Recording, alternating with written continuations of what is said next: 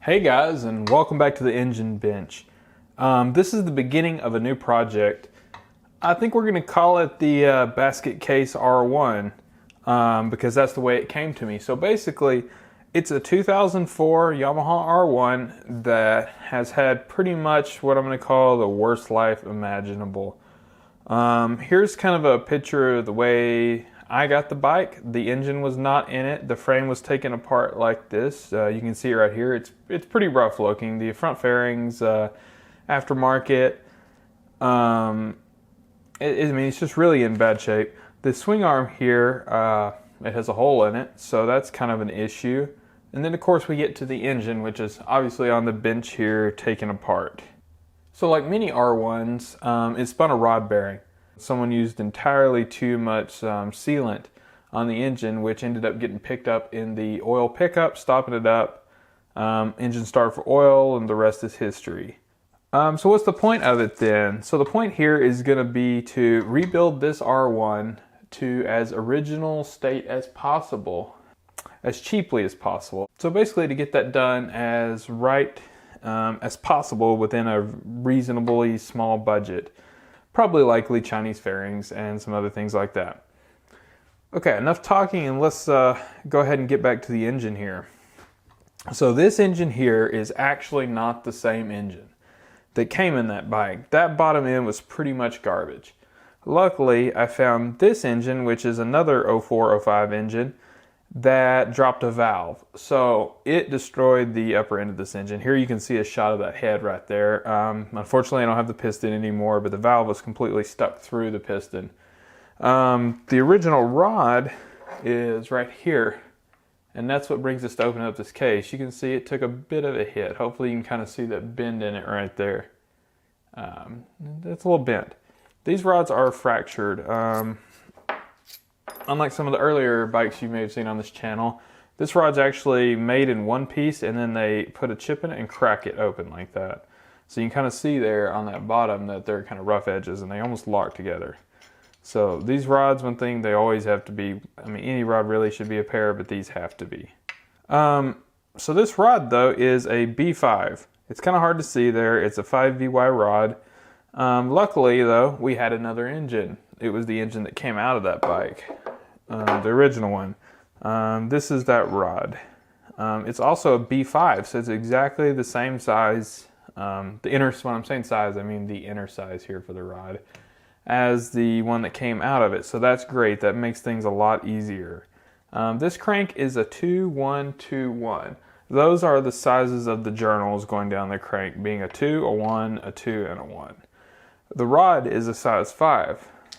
So hopefully you can see here that Yamaha tells you which rod bearing you would use. So if we have a 5 rod minus a 2 journal, we need a 3, a brown bearing. This one had a green in it, and that's what it already had in there. And since the rod's the same size, I'm going to go ahead and stick with that. I know it doesn't exactly match the number, but it's probably going to be totally fine since this was the bearing that was actually already on this journal.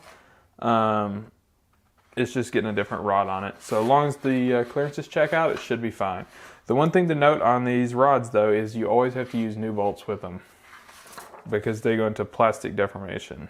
So the first thing we're going to do here is check that gap or clearance of this rod right here to make sure it's, you know, it's within the specs for this engine, which would be 0.0013 to 0.0023 of an inch, 13 thousandths to 23 thousandths.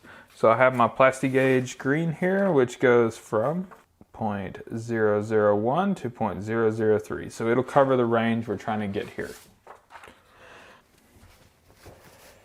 So I'm clearing off the space here because this crank had some engine lubricant on it from when I was taking it apart, so I didn't want these to rust.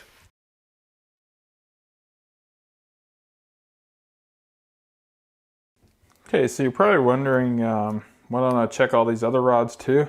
Well, the main reason for that is this engine actually had really low miles on it. The one that dropped the valve, less than 10,000, and all of these are very tight.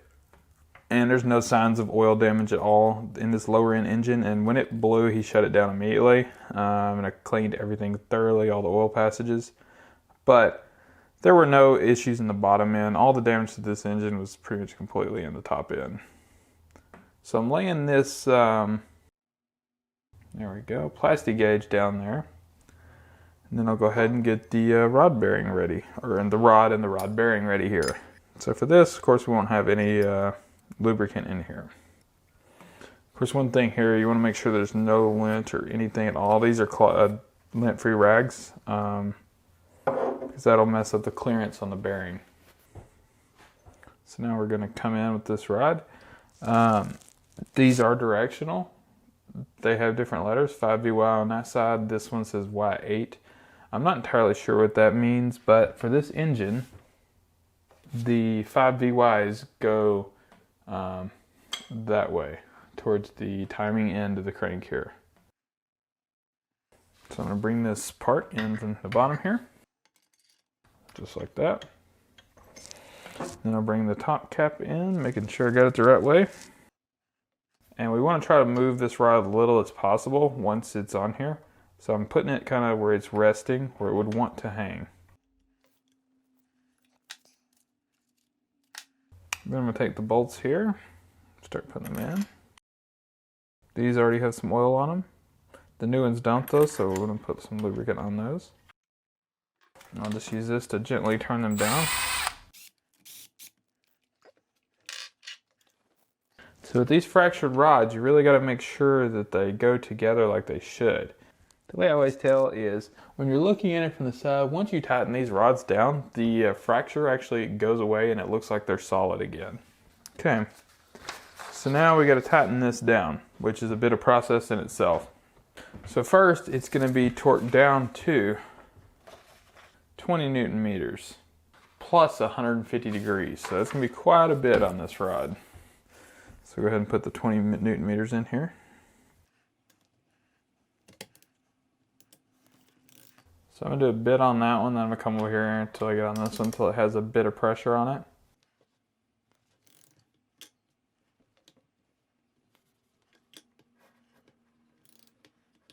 So there it is. Trying not to move it, but it's not going very well. So then we're going to go 150 degrees. I usually just use a cheap degree wheel like this. Then I'll zero it in on wherever I'm trying to go and put it on the socket like that.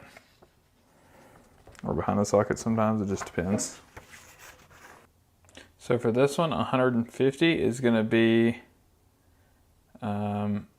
right there. Let's see if I brought a Sharpie. So this is 120, 130, 140, 150, so it's right there. 0 is currently right here on this webless crank. So basically I just need to turn it that far. So I'm going to put a mark here that I'm shooting for.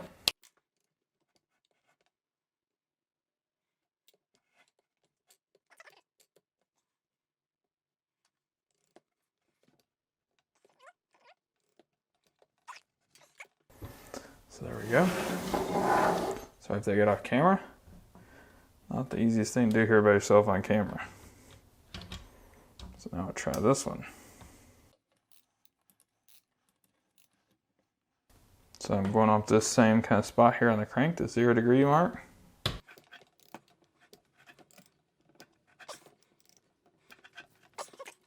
So they're torqued down now.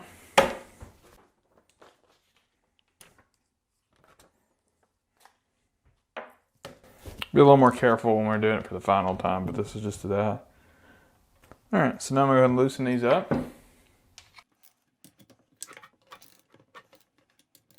Hopefully it didn't move too much to mess up the plastic gauge results completely.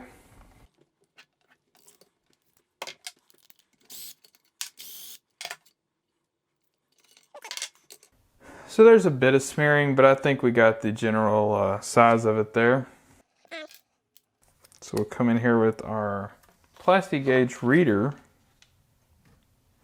if I can find it. Big end bearing here. We want somewhere between 0.113 and 0.112. So again, we're going to measure this here on this. In millimeters, we're seeing nearly 0.038. So that's, pretty much right on the smaller end on both sides here. I'm seeing 0.02. It's slightly smaller than that because it's squished wider. So it's like 0.18 or something like that. So that's pretty much right on. So I think we're okay with this rod. And we're okay to proceed. So I'm going to go ahead and clean this off, and then we'll get the rod mounted up. Hopefully do it a little bit better. All right, now it's time to go ahead and permanently install the number 4 rod here.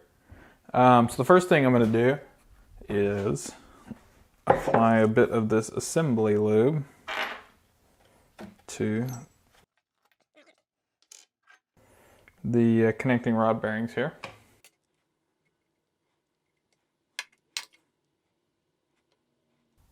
When I go down my finger, go ahead and put it on some of these because I need it there anyway.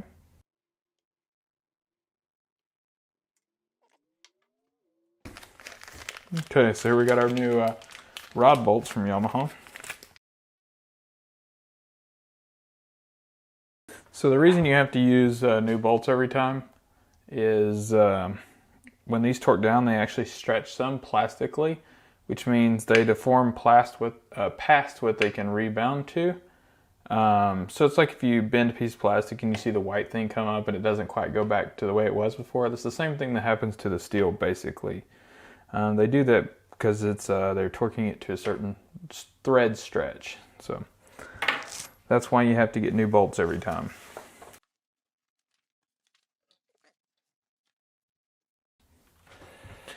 Okay, so the first step is you put the rod together, kind of like it said earlier. There's that crack I was talking about. You can see that there. It's right there. Not quite going together at the moment. It's okay. So we're going to put the rod together first, just like that. But first we're going to clean these new bolts off, make sure there's nothing on threads, and apply some oil to them. Go ahead and apply some oil here. Put a bit there, and then put some up here at the top to help that as well. Alright, so now we're going to install this rod together here, like this first step says.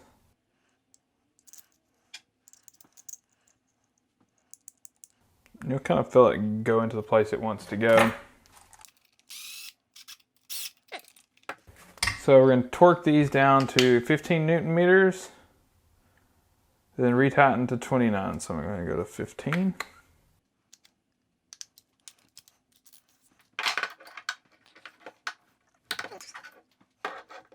To make sure these are smooth and flush here and here. See, that line's basically gone. You can't even hardly see it. And same thing on this side. So now I'll take it back apart again.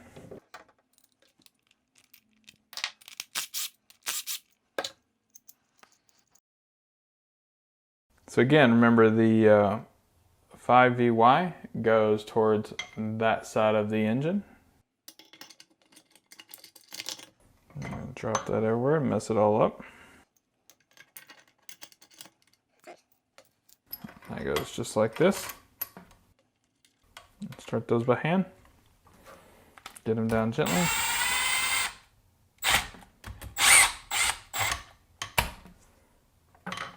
Alright. So now I'm going to do that first 20 Newton meters again.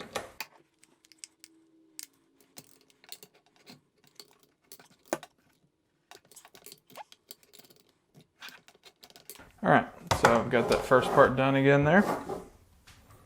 I'm going to go ahead and look at the rod here. Looks like it's one solid piece there. And on this side looks good. You can't really see it there, but it looks good.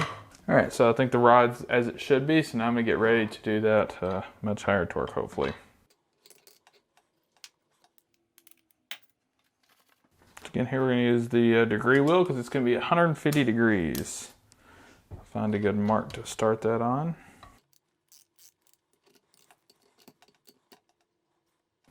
So I'm starting it just kind of dead centered on the rod. I think that's going to be an easy spot for me there.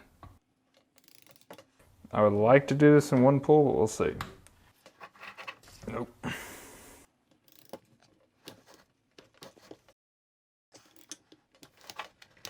Okay. Hopefully that stayed in camera there somewhat. I'll do this one. Exact same way.